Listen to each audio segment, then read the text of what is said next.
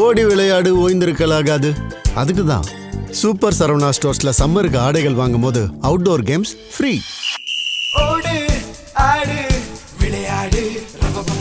Super Saravana stores summer கோடையை கொண்டாடலாம்.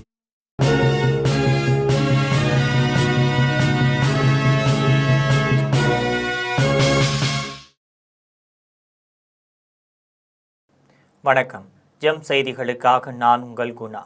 இந்திய நேரப்படி மதியம் 1:30 மணி செய்திகள். முதலில் ஜெம் தலைப்பு செய்திகளை காணலாம்.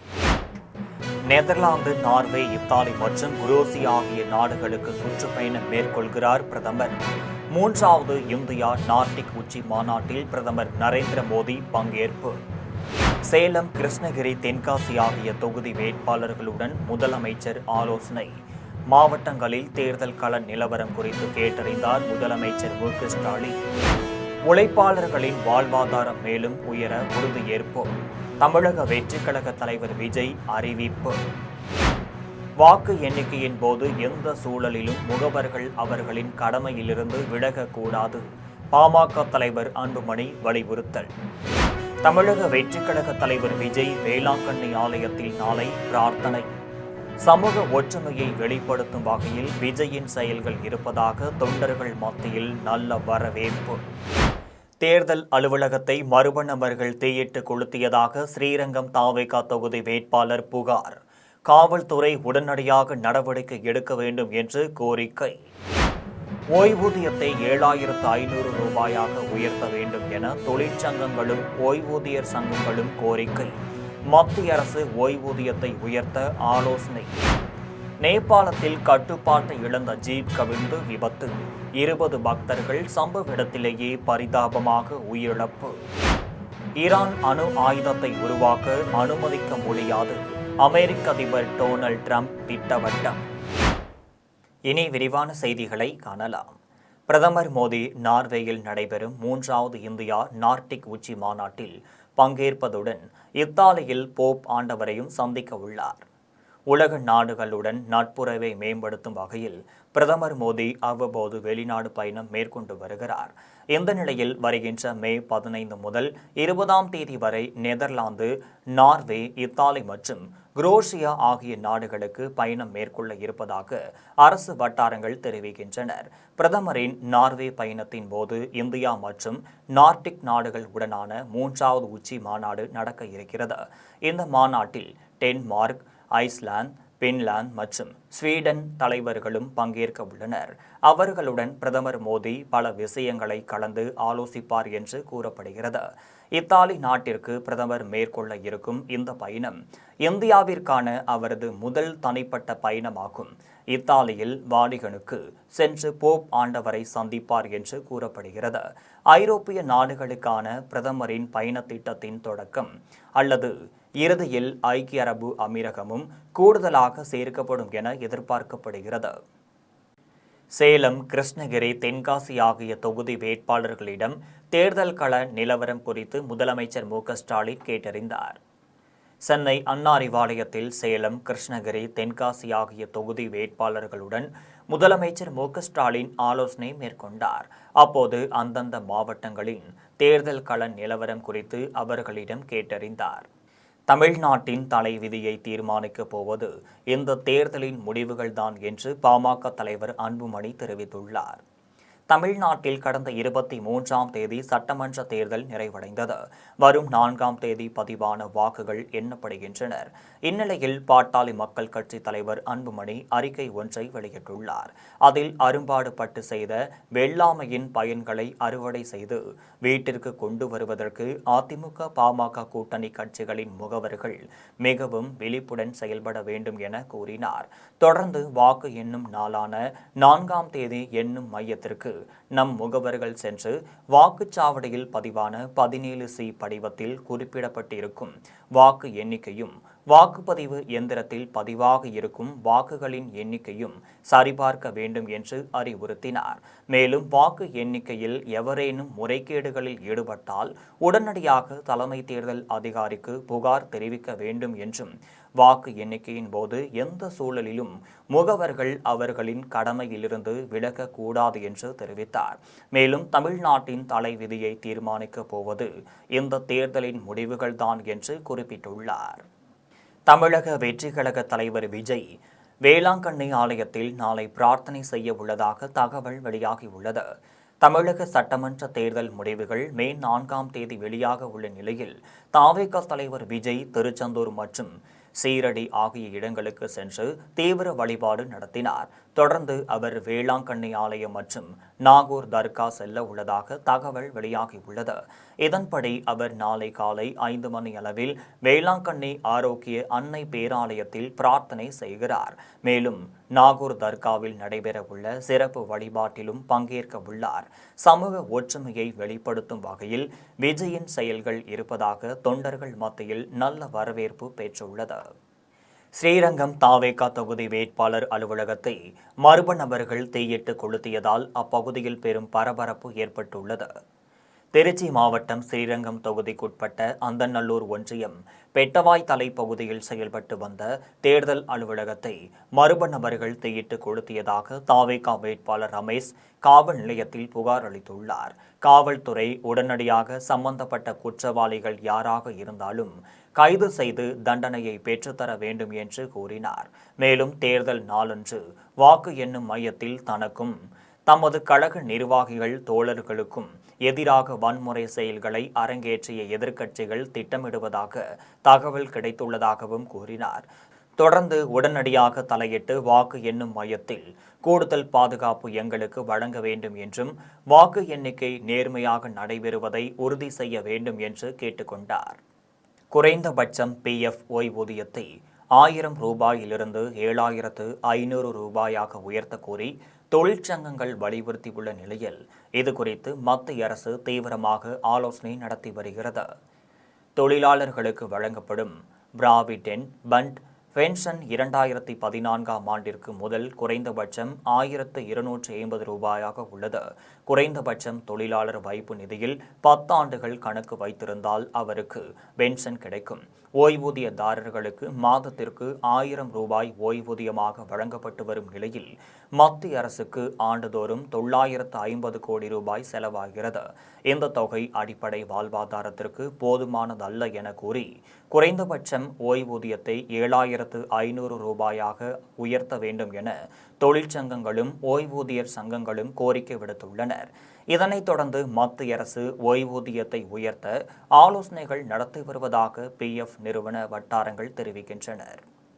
ஜபல்பூரில் உள்ள பார்ஹி அணையில் சுற்றுலா பயணிகள் சென்ற படகு கவிழ்ந்து விபத்துக்குள்ளானதில் 9 பேர் நீரில் மூழ்கி பரிதாபமாக உயிரிழந்துள்ளனர். மத்திய பிரதேசம் ஜபல்பூர் மாவட்டத்தில் உள்ள நர்மதா ஆற்றின் குறுக்கே கட்டப்பட்டுள்ள பார்க்கி அணையில் 31 சுற்றுலா பயணிகள் படகில் சென்றனர். அப்போது படகு கவிழ்ந்து விபத்துக்குள்ளானது. இந்த விபத்தில் அணையின் நீரில் மூழ்கி 9 பேர் பரிதாபமாக உயிரிழந்த நிலையில் 15 பேரை மீட்பு குழுவினர் பத்திரமாக மீட்டனர். மேலும் காணாமல் போன சிலரை தேடும் பணியில் மீட்பு குழுவினர் ஈடுபட்டு வருகின்றனர். மாவட்ட தேர்தல் அலுவலர் குமரகுருபரன் வாக்கு எண்ணிக்கையின் போது பின்பற்ற வேண்டிய நடைமுறைகள் குறித்து அங்கீகரிக்கப்பட்ட அரசியல் கட்சிகளுக்கு ஆலோசனை வழங்கினார். சென்னை மாநகராட்சி அலுவலகத்தில் மாவட்ட தேர்தல் அலுவலர் குமரகுருபரன் தலைமையில் அங்கீகரிக்கப்பட்ட அரசியல் கட்சிகளுக்கான ஆலோசனை கூட்டம் நடைபெற்றது. கூட்டத்தில் வாக்கு எண்ணிக்கையின் போது மேற்கொள்ளப்படும் நடவடிக்கைகள் மற்றும் அரசியல் கட்சிகள் பின்பற்ற வேண்டிய நடைமுறைகள் குறித்து எடுத்துரைக்கப்பட்டது. இதில் திமுக, அதிமுக, பாஜக, காங்கிரஸ் உள்ளிட்ட அங்கீகரிக்கப்பட்ட அரசியல் கட்சிகளின் பிரதிநிதிகள் பங்கேற்றனர். கூட்டம் முடிந்தவுடன் அதிமுக நாடாளுமன்ற உறுப்பினர் இன்பதுரை செய்தியாளர்களை சந்தித்து பேசினார். அப்போது லயோலா கல்லூரியில் பாதுகாப்பு பலப்படுத்த வேண்டும் என தெரிவித்தார். இதேபோல் பாஜக நிர்வாகி தியாகராஜன் செய்தியாளர்களிடம் பேசியபோது முகவர்கள் காவல் சோதனைக்கு தாங்கள் எதிர்ப்பு தெரிவித்துள்ளதாக கூறினார்.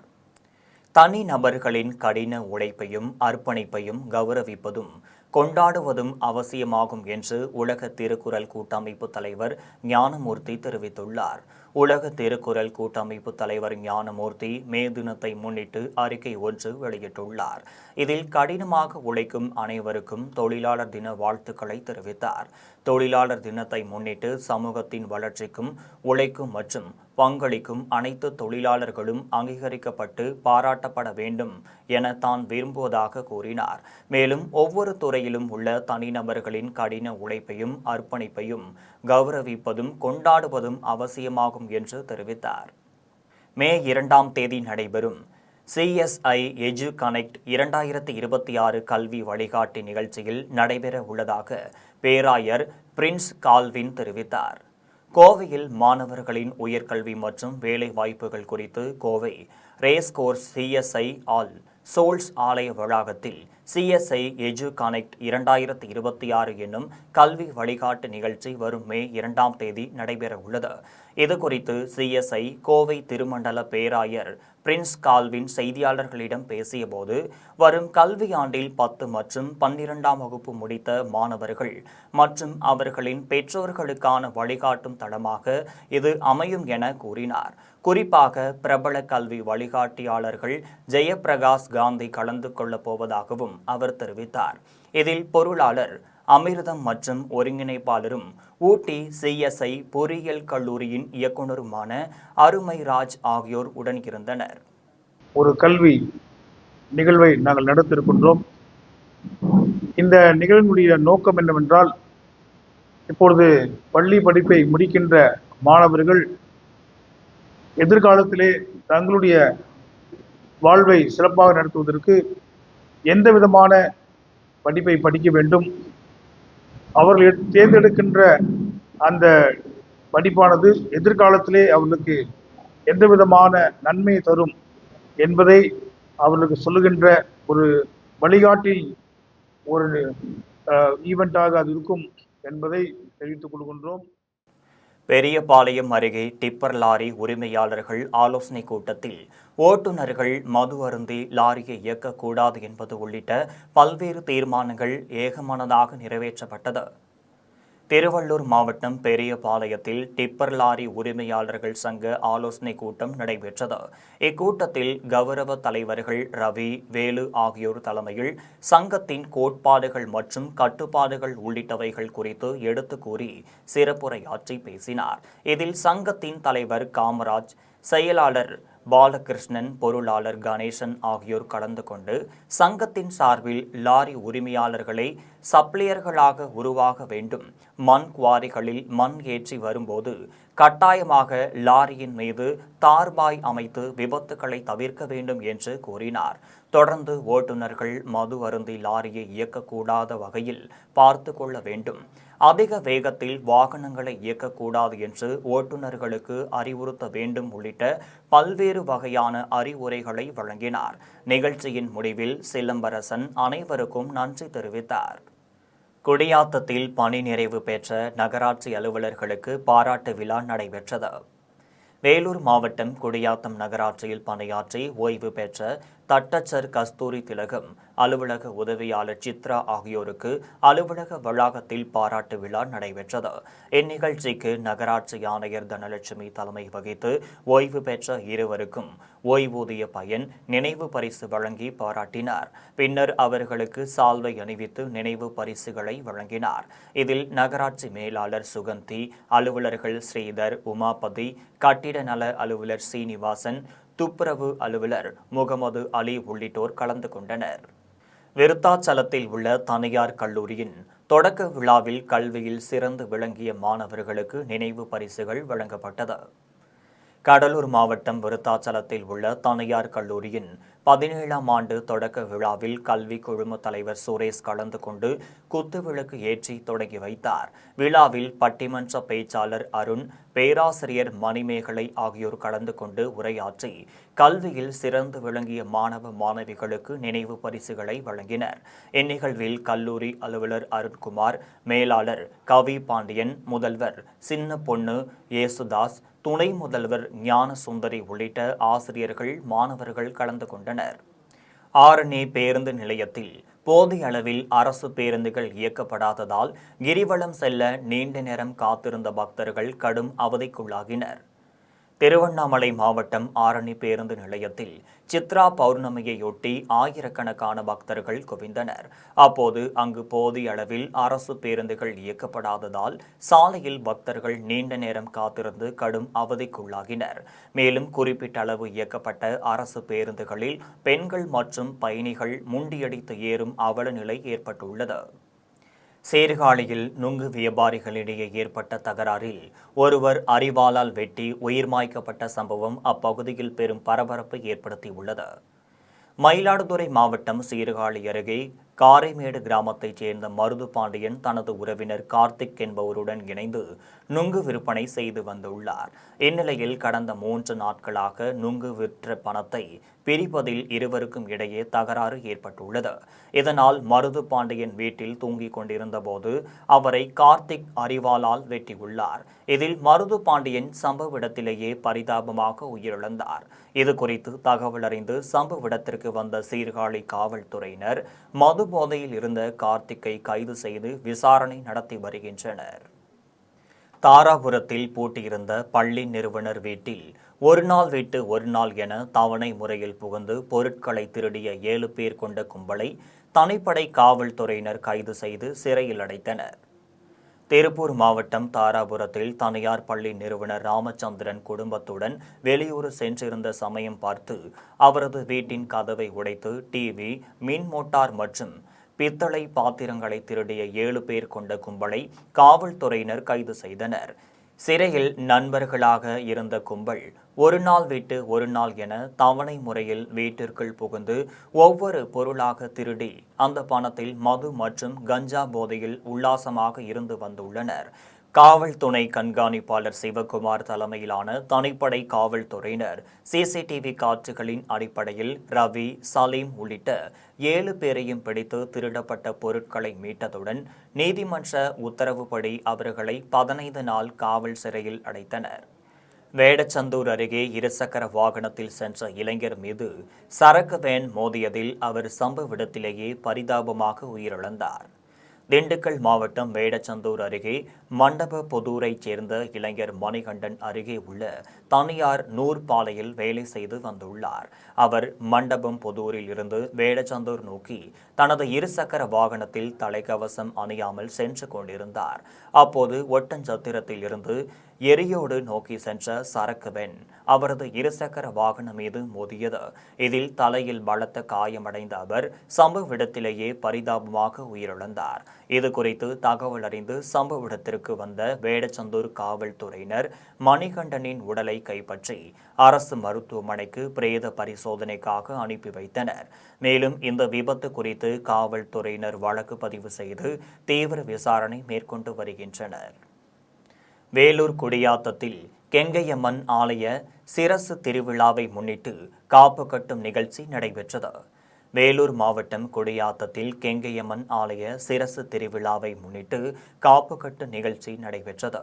தென்குளக்கரை பகுதியில் நடைபெற்ற காப்பு கட்டும் நிகழ்ச்சி வண்ணமயமான வான வேடிக்கைகளுடன் தொடங்கியது. மேலும் அலங்கரிக்கப்பட்ட பூக்கரகம், நாட்டுப்புற கலை நிகழ்ச்சிகளுடன் மேளதாளங்களுடன் கோபாலபுரத்தில் உள்ள கெங்கையம்மன் ஆலயத்திற்கு எடுத்து வரப்பட்டது. தொடர்ந்து பூக்கரக ஊர்வலம் கோபாலபுரம் கெங்கையம்மன் கோவிலுக்கு வந்தடைந்தது. இதில் ஆயிரக்கணக்கான பக்தர்கள் கலந்து கொண்டனர்.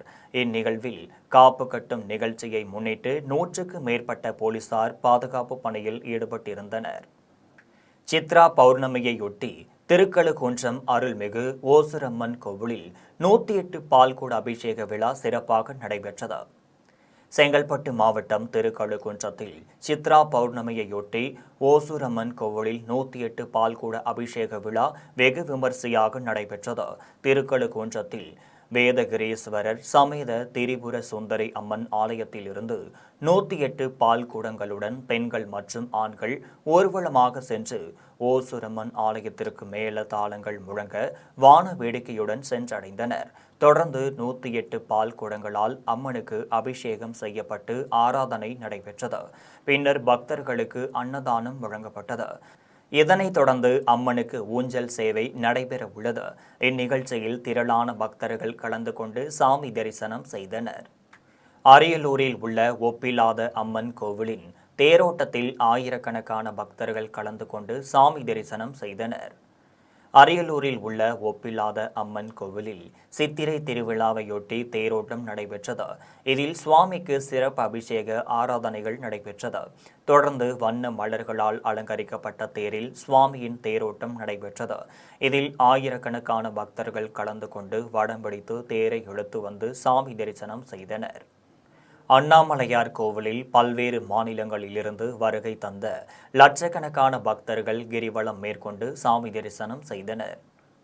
திருவண்ணாமலை மாவட்டம் அண்ணாமலையார் கோவிலில் சித்திரை பௌர்ணமியையொட்டி கிரிவலம் நடைபெற்றது. இதில் ஆந்திரா, கர்நாடகா, தெலுங்கானா உள்ளிட்ட பல்வேறு மாநிலங்களிலிருந்து லட்சக்கணக்கான பக்தர்கள் வருகை தந்து கிரிவலம் மேற்கொண்டு சாமி தரிசனம் செய்தனர். கிரிவலத்தையொட்டி சிறப்பு பேருந்துகளும் ரயில்களும் இயக்கப்பட்ட நிலையில் பக்தர்களின் பாதுகாப்பிற்காக 4240 காவல்துறையினர் பாதுகாப்பு பணியில் ஈடுபட்டனர். ஓமலூர் மாரியம்மன் கோவிலில் சித்திரை திருவிழாவில் கம்பம் நடும் நிகழ்ச்சி நடைபெற்றது.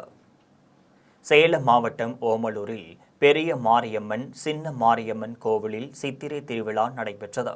விழாவின் முக்கிய நிகழ்வான கம்பம் நடும் ஊர்வலம் மேளதாளங்கள் முழங்க வான வேடிக்கையுடன் நடைபெற்றது. சித்தி விநாயகர் கோவிலில் இருந்து ஊர்வலமாக கொண்டு வரப்பட்ட கம்பம் கோவில் பிரகாரத்தில் நடப்பட்டு அம்மனுக்கு சிறப்பு பூஜைகள் செய்யப்பட்டனர். அப்போது கருமேகங்கள் சூழ சாரல் மழை பொழிந்தது.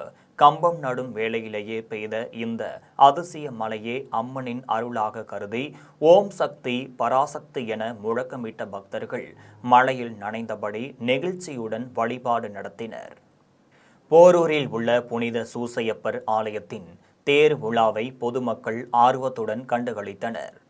சென்னை போரூரில் உள்ள புனித சூசையப்பர் ஆலயத்தின் 47வது ஆண்டு விழாவையொட்டி திருச்சபையில் சிறப்பு பிரார்த்தனை கூட்டம் நடைபெற்றது.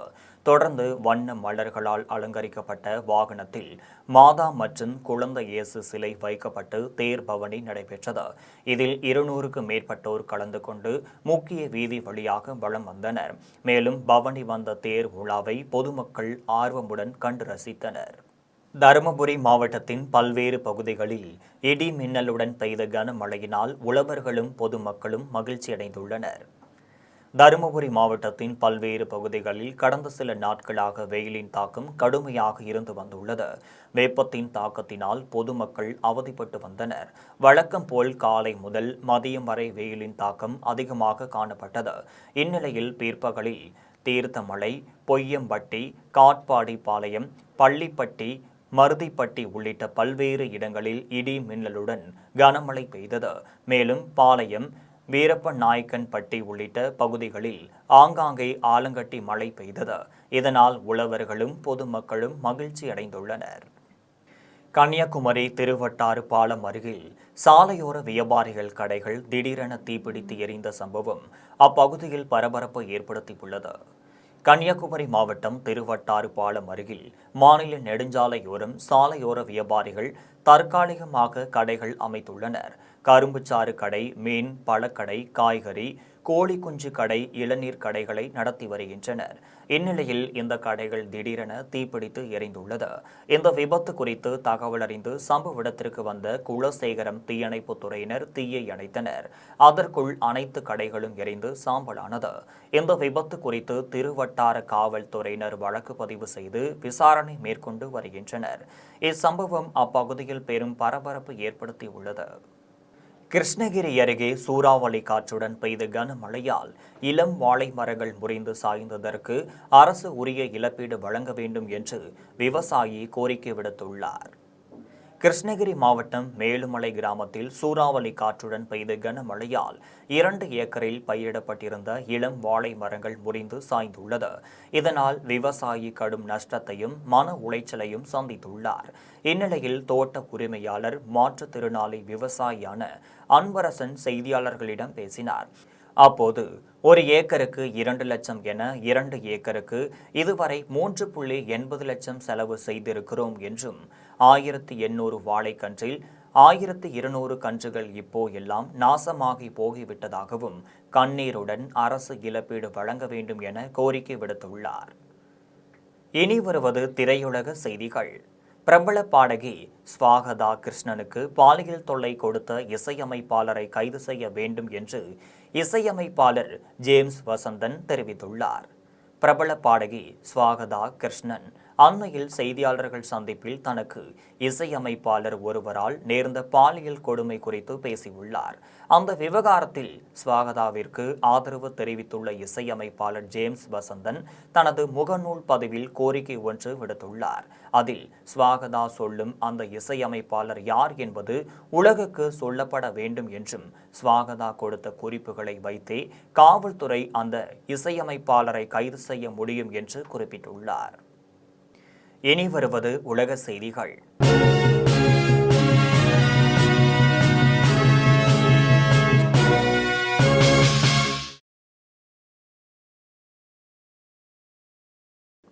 ஈரான் அணு ஆயுதத்தை உருவாக்க அனுமதிக்க முடியாது என்று அமெரிக்க அதிபர் டொனால்ட் ட்ரம்ப் தெரிவித்துள்ளார். அமெரிக்காவின் வாஷிங்டனில் உள்ள வெள்ளை மாளிகையின் ஓவல் அலுவலகத்தில் அதிபர் ட்ரம்ப் செய்தியாளர்களை சந்தித்து பேசினார். அப்போது ஈரானின் இராணுவம் முற்றிலுமாக அழிக்கப்பட்டு விட்டது என்றும் ட்ரோன் தொழிற்சாலைகள் 82% செயலிழந்துள்ளது என்றும் தெரிவித்துள்ளார். இதனால் ஈரான் ஒப்பந்தம் செய்ய ஆர்வமாய் இருக்கிறது என்று கூறினார். தொடர்ந்து ஈரானின் பொருளாதாரம் வீழ்ச்சியடைந்து வருகிறது. குறிப்பாக கச்சா எண்ணெய் மூலம் ஈரானுக்கு வருமானம் வருவதில்லை என்றும் தெரிவித்தார். மேலும் போராட்டம் நடத்தியதற்காக ஆயுதம் ஏந்தாத 42,000 அப்பாவி மக்களை ஈரான் அரசு கொன்றிருக்கிறது என்று குற்றம் சாட்டினார். எனவே ஈரான் அணு ஆயுதத்தை உருவாக்க அனுமதிக்க முடியாது என்று கூறினார். இனி வருவது விளையாட்டு செய்திகள்.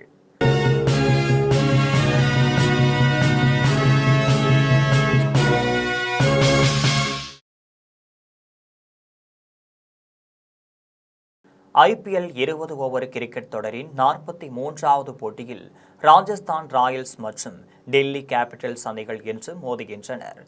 ஜெய்ப்பூரில் உள்ள சவாய் மான்சிங் மைதானத்தில் 19வது IPL 20 ஓவர் கிரிக்கெட் தொடரின் 43வது போட்டி நடைபெறுகிறது. இந்த போட்டியில் ராஜஸ்தான் ராயல்ஸ் மற்றும் டெல்லி கேபிட்டல்ஸ் அணிகள் மோதுகின்றனர். இதில் ராஜஸ்தான் அணியின் கேப்டன் ரியான் பராக் தலைமையிலான வீரர்களும் டெல்லி அணியின் கேப்டன் அக்சர் பட்டேல் தலைமையிலான வீரர்களும் பங்கேற்கின்றனர். இவ்விரு அணிகளும் இதுவரை 30 முறை மோதியுள்ளனர். இதில் இரு அணிகளும் தலா 15 வெற்றிகளை பெற்று சம பலத்துடன் உள்ளனர். எனவே இன்றைய போட்டியில் யார் வெற்றி பெற்று தனது ஆதிக்கத்தை செலுத்தப் போகிறார்கள் என்று ரசிகர்களிடையே எதிர்பார்ப்பாக உள்ளது. இனி வருவது தங்கம், வெள்ளி மற்றும் பங்குச்சந்தை விலை நிலவரம்.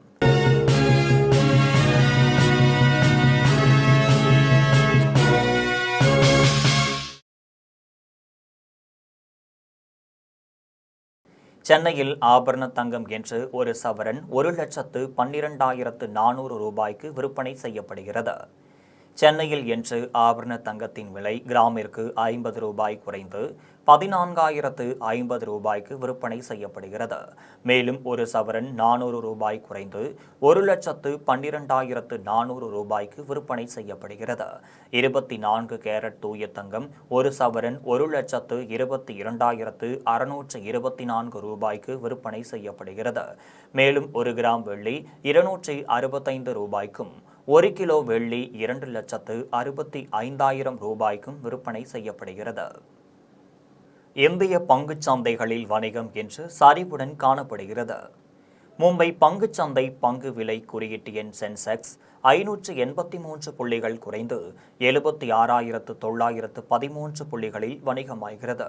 தேசிய பங்குச்சந்தை பங்கு விலை குறியீட்டு எண் நிஃப்டி 180 புள்ளிகள் குறைந்து 23,997 புள்ளிகளில் வணிகமாகிறது. மீண்டும் ஜெம் தலைப்புச் செய்திகள். நெதர்லாந்து, நார்வே, இத்தாலி மற்றும் குரோசியா ஆகிய நாடுகளுக்கு சுற்றுப்பயணம் மேற்கொள்கிறார் பிரதமர். 3வது இந்தியா நார்டிக் உச்சி மாநாட்டில் பிரதமர் நரேந்திர மோடி பங்கேற்பு. சேலம், கிருஷ்ணகிரி, தென்காசி ஆகிய தொகுதி வேட்பாளர்களுடன் முதலமைச்சர் ஆலோசனை. மாவட்டங்களில் தேர்தல் கள நிலவரம் குறித்து கேட்டறிந்தார் முதலமைச்சர் மு க ஸ்டாலின். உழைப்பாளர்களின் வாழ்வாதாரம் மேலும் உயர உறுதியேற்போம். தமிழக வெற்றிக் கழக தலைவர் விஜய் அறிவிப்பு. வாக்கு எண்ணிக்கையின் போது எந்த சூழலிலும் முகவர்கள் அவர்களின் கடமையிலிருந்து விலகக்கூடாது. பாமக தலைவர் அன்புமணி வலியுறுத்தல். தமிழக வெற்றிக் கழக தலைவர் விஜய் வேளாங்கண்ணி ஆலயத்தில் நாளை பிரார்த்தனை. சமூக ஒற்றுமையை வெளிப்படுத்தும் வகையில் விஜயின் செயல்கள் இருப்பதாக தொண்டர்கள் மத்தியில் நல்ல வரவேற்பு. தேர்தல் அலுவலகத்தை மர்ம நபர்கள் தீயிட்டு கொளுத்தியதாக ஸ்ரீரங்கம் தாவேகா தொகுதி வேட்பாளர் புகார். காவல்துறை உடனடியாக நடவடிக்கை எடுக்க வேண்டும் என்று கோரிக்கை. ஓய்வூதியத்தை 7,500 ரூபாயாக உயர்த்த வேண்டும் என தொழிற்சங்கங்களும் ஓய்வூதியர் சங்கங்களும் கோரிக்கை. மத்திய அரசு ஓய்வூதியத்தை உயர்த்த ஆலோசனை. நேபாளத்தில் கட்டுப்பாட்டை இழந்த ஜீப் கவிழ்ந்து விபத்து. 20 பக்தர்கள் சம்பவ இடத்திலேயே பரிதாபமாக உயிரிழப்பு. ஈரான் அணு ஆயுதத்தை உருவாக்க அனுமதிக்க முடியாது. அமெரிக்க அதிபர் டொனால்ட் ட்ரம்ப் திட்டவட்டம். இத்துடன் ஜெம் செய்திகள் நிறைவடைகின்றன. மீண்டும் ஜெம் செய்திகள் மாலை 6 மணிக்கு. உடனுக்குடன் செய்திகளை காண gemlive.tv என்ற இணையதளத்தில் இணைந்திருங்கள். நன்றி, வணக்கம்.